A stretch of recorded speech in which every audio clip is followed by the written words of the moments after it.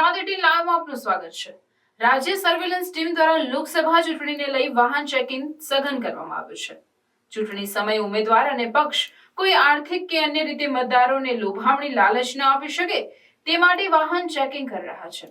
જુદી જુદી ટીમો ડભોઈ વિસ્તારમાં કાયાવરોહણ, વેગા અને કેલાનપુર ચેકિંગ 24 કલાક વાહન ચેકિંગ કરી રહ્યા છે। લોકસભા સામાન્ય ચૂંટણી 2024 આગામી 7મી મેના દિવસે યોજાવા જઈ રહી છે।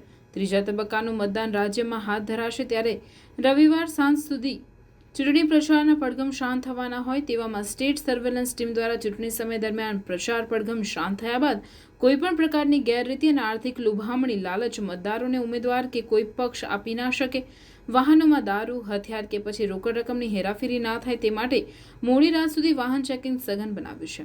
ચૂંટણી વિભાગ દ્વારા ડભોઈ વિધાનસભાના કાયાવરોહણ, વેગા અને કેલનપુર ખાતે સર્વેલન્સ ટીમ તૈનાત કરવામાં આવી છે, જે આવી પ્રવૃત્તિઓ પર નિગરાની રાખી રહી હોય સાથે સાથે વાહન ચેકિંગ કરી ગેરકાયદેસર પ્રવૃત્તિઓ પર નજર રાખી રહી છે। ડભોઈ વેગા ત્રિભેટ પાસે જય બ્રહ્મભટ્ટ, હિતેશ્વી જાદવ, પરેશભાઈ વસાવા સહિત વિવિધ કર્મચારીઓની ટુકડી તૈનાત કરી વાહન ચેકિંગ સઘન કરવામાં આવી રહ્યું છે। મતદાનને હવે 2 દિવસ બાકી છે ત્યારે ચૂંટણી વિભાગ પણ તૈયારીને આખરી ઓપ આપી રહ્યા છે।